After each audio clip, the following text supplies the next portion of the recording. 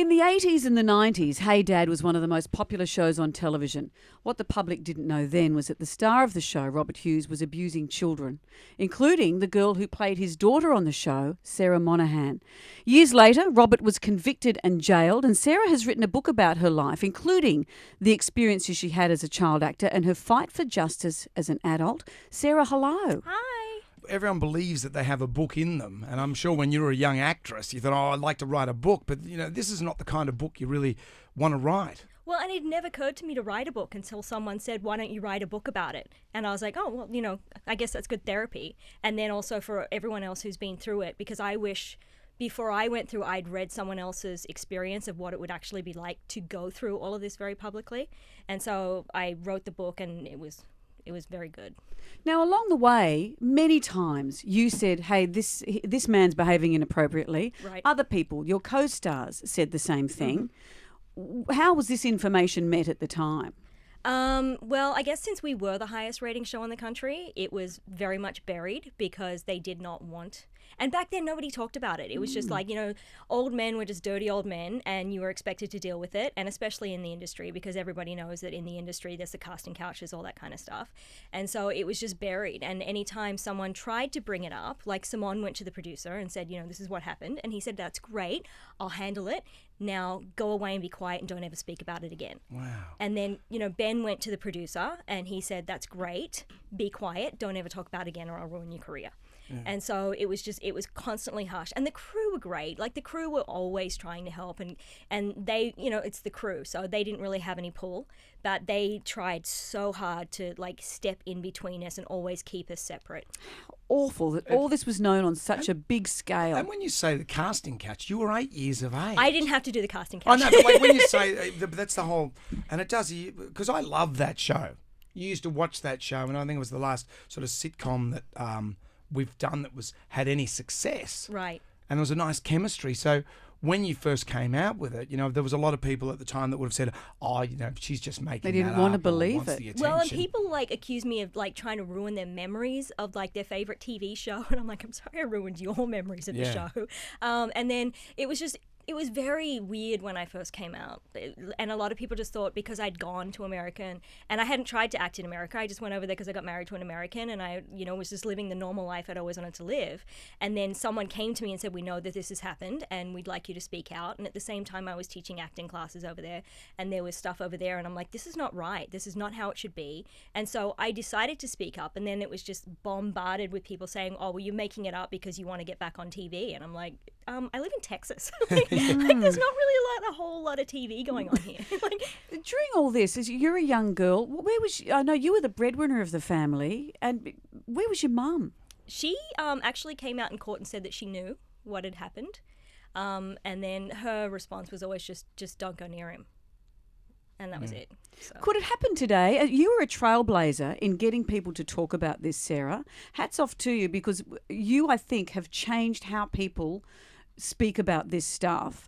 But could it happen today?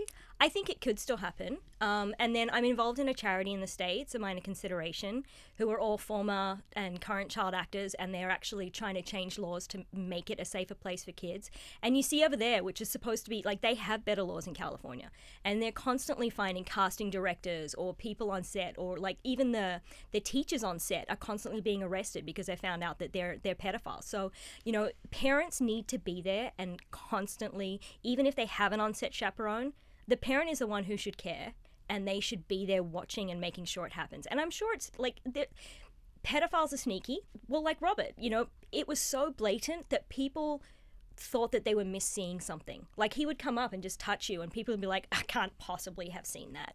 And so it's a mind thing where, you just, so yeah, I think it still happens. He's in jail now, and he's not having a good time of it. How does that make you feel?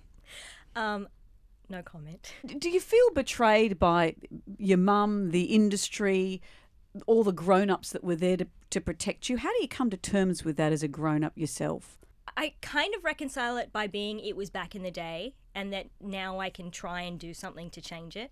But, I mean, at the same time, people think, because a lot of the crew tried. Like, they tried really hard, and I appreciate that they tried really hard. But I do feel slightly betrayed by some of the other people who went on TV and said that maybe I misinterpreted the situation when they knew what was going on. Or just the fact that some people who go on TV have never spoken to me outside of when they're appearing on TV for 5 years. So that hurts. But then I get all the messages from all the other people who are like today I got a message from our old makeup artist, and she's like, we tried. I'm like, I know you tried. I do. I know you tried. Well, Ben Oxenbould, as you say, he really went to the wire for you, and that is.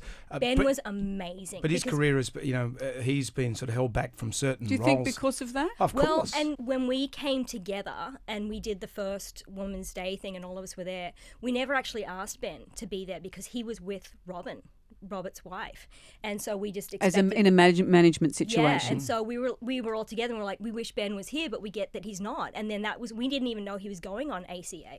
Like, he just went ahead and did it, and he came out and he's like, this is what happened. I saw it with other girls, and we were all just amazed. Like, he was a knight in shining armor. And then God, I love Ben. But then the police told us we couldn't talk to each other. And so he'd come to Texas, and he was an hour from my house, and I didn't even know until afterwards. And I was really disappointed. And he's like, well, the police said I couldn't talk to you. And I'm like, that's not cool. Yeah. Well, they were putting together a case, because when you look at it, Robert Hughes, and say what you want about our legal system, we don't have a justice system, but although in this case you have finally got justice, but it was your tenacity and just going through this. But they don't really put innocent men in jail. Well, and he'd been investigated before. I think a lot of people don't understand. He had been investigated before, and it kept getting swept under the carpet, or there wasn't enough evidence, and it was back in the day. And it wasn't until we came out and we fully pushed, and we kept pushing, and we got in a lot of trouble in court because I kept doing media interviews, but I kept doing them because we kept pushing. We didn't want it to be swept under the carpet this time, so I just kept pushing and pushing and pushing. And a lot of that's in the book about how I went in and I'm like, we're not going to have it covered up this time. We're going to keep going. You've called the book allegedly. He's been found guilty. Right. Why have you called the book allegedly? Because that's the worst word in the world when you are a victim. Because you always see on TV, they're like, he allegedly did this. And I'm like, there's no allegedly. This is what he did. And it's like, they use the word for everything. And, it's a legal term. But it's the most annoying slap in the face when you're a victim. And then also just because that way anything that's in the book that anybody takes umbrage to, it's like, well, it's just allegedly. After all those years on Hey Dad, what was your favourite episode? Was there a favourite episode? Do you look back with fondness of it, or is it? Yeah, it's mixed feelings, because apart from Robert, working on the show was great. It's just that one thing that tainted it. And I loved the cast, I loved the crew. We had some great episodes. They used to let me eat unlimited amount of baked beans straight from the can. That's luxury, isn't it? I love baked beans. I think I remember that episode. That's when they all blew up at the end with the video player. In the book, there's one thing where I talk about where the first year that we came out and they did a Hey Dad, the Father's Day thing, because it was Hey Dad, so every year we did Father's Day, and they were expecting 100 people to turn up to Macquarie Centre, and 10,000 people. And I still have a fear of crowds from that event because they were like, let's do the lineups and we'll take the shots. And then they thought it would be really awesome. Let's just let them go at them.